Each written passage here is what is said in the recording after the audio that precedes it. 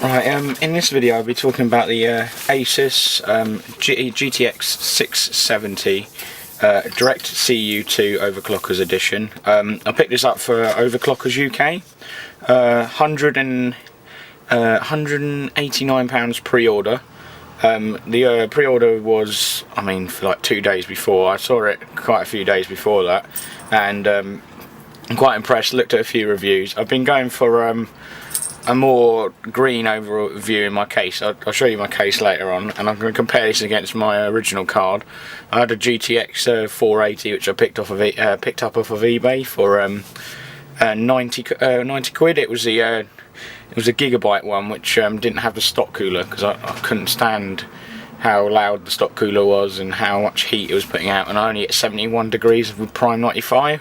So I'll do some benchmarks against it and everything, and I just wanted to show you this case, this unboxing. It comes with a Delablo mouse mat, theme mouse mat, and also you can see the box straight away.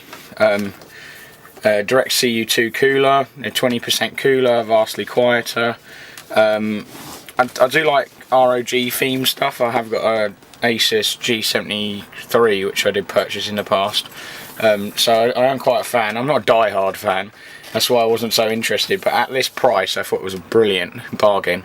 I saw this when it was that pre-order. That was a brilliant price, and it includes NVIDIA Splinter Cell, which is 30 quid on the internet. I don't know if I'm going to be die-hard playing it, but can't complain if it's free, really, can you? So you get that in total, because I've got a Saturday delivery because I'm working during the week and my mum and dad are out in the week and so on. So I got it delivered. I paid extra 15 quid for it, but in total 208 quid, including, that delivery and everything. I think that's an ultimate bargain. So we go through a few things in the case, because I'm spending time talking about a bit of rubbish at the moment. So what you do, you get your inputs and outputs. You get two dual-link DVI connectors, which both support the ability to run VGA for adapters if you really want to care. Because one of them supports that. You also got one HDMI. It's 1.4A. So if you want to run any of you out there with 4K monitors and so on, if you do, I'm not surprised. Well, I am surprised. That is a lot of money. You got your display port as well. Can't complain about that. I believe that's 1.2. I'll have to check that. And then everything's CP compatible. So nowadays everything is anyway.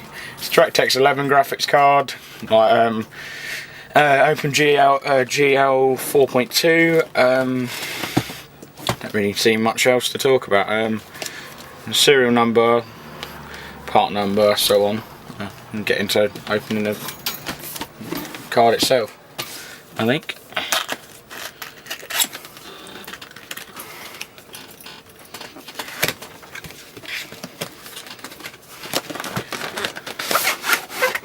I was thinking about getting a second one of these in the future.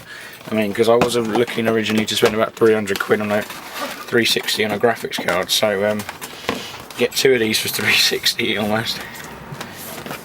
Very nice. Steel Series based, he says. I know they use Steel Series because I got one of their headsets when I bought my G73 back in the days.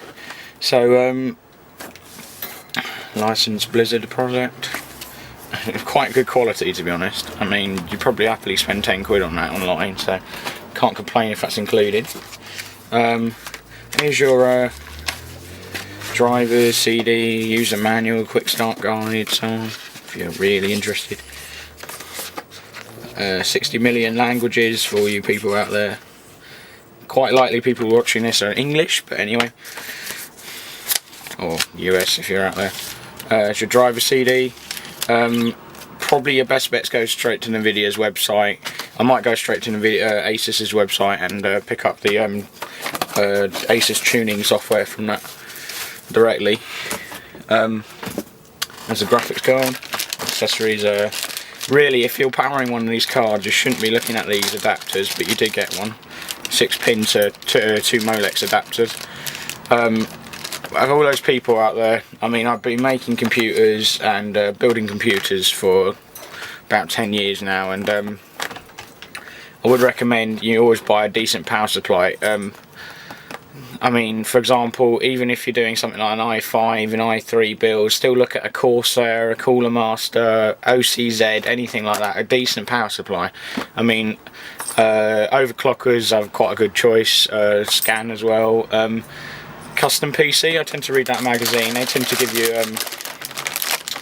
quite a good idea in the way of the power supplies. Don't be fooled by the amount of power listed. That's what most people do. I did when I first did this. So it lists that much, but it won't give out that much. That's your key thing, yeah.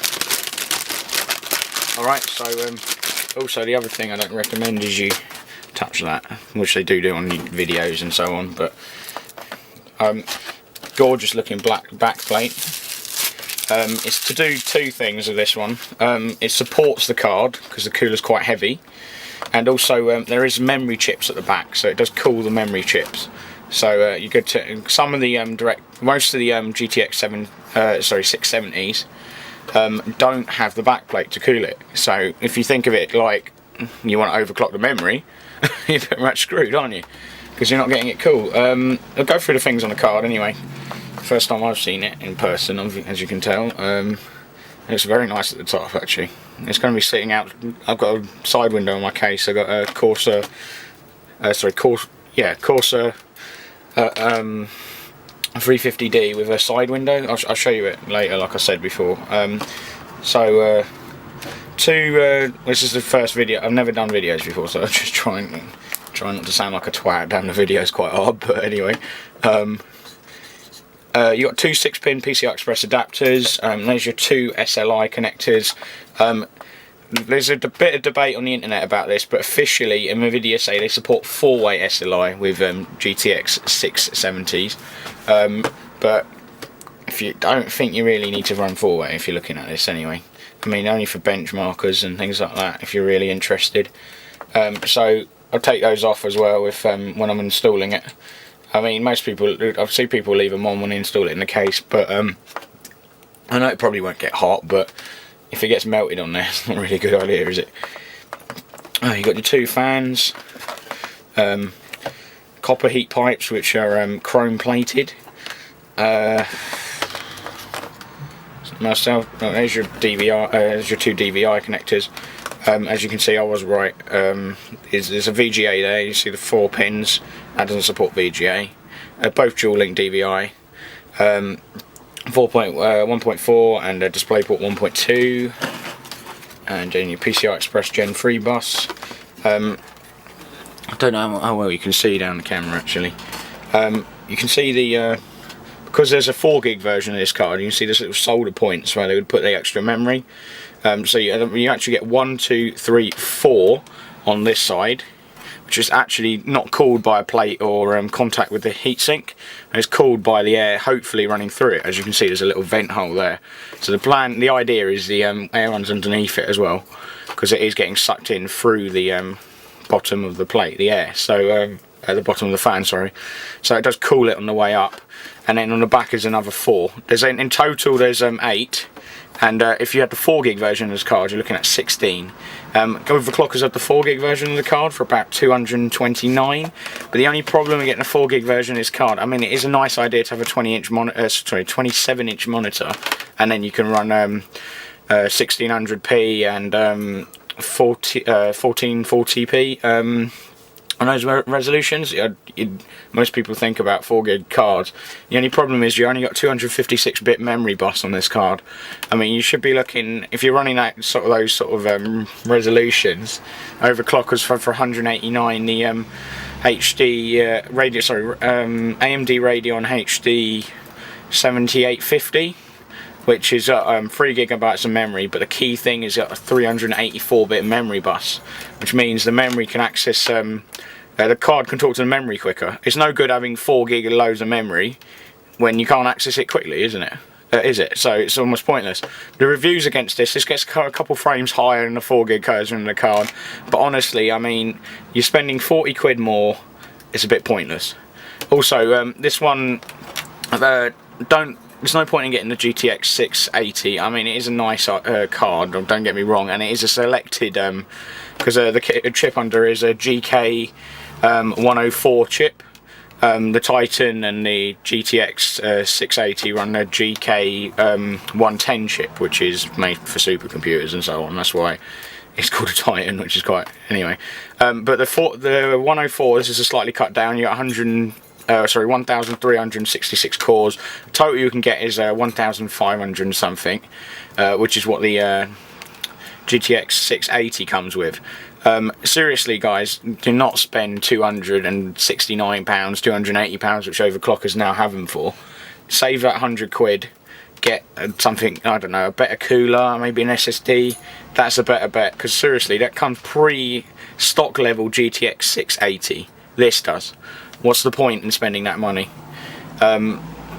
Seriously, I mean, you're almost at the price of 2 of these. I mean, you're 150% of one of these, so it seems a bit silly to invest in that. I was trying to convince myself to buy myself a GTX 680 just for the name more than anything, which is what most people do. And also, I was trying to buy an i7 at the same time. You don't need that sort of thing. I mean, I do computer-assisted design. I just finished my A-levels and everything. I did have a i7 PC before because it was given to me more than I could afford, and I've had i7s in my laptops, and I have an i7 in my laptop. But in laptops it's a quad core, and it's a dual core for the i5.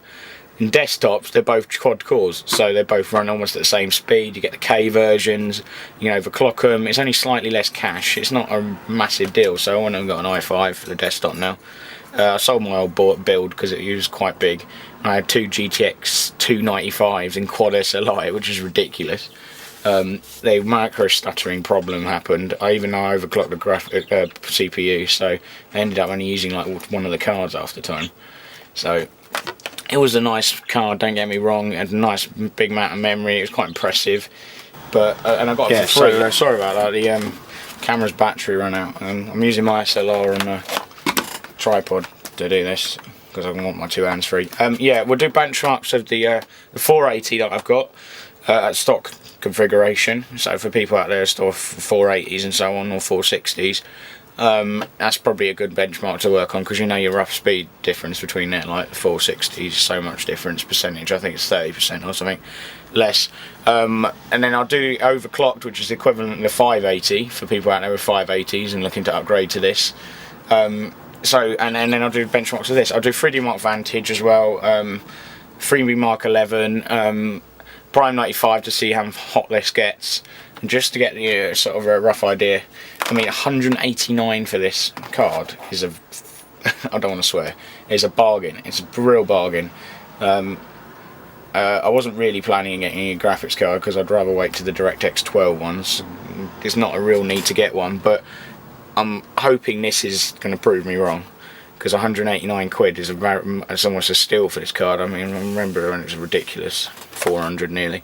So alright, I'll get this away and see you in a bit then.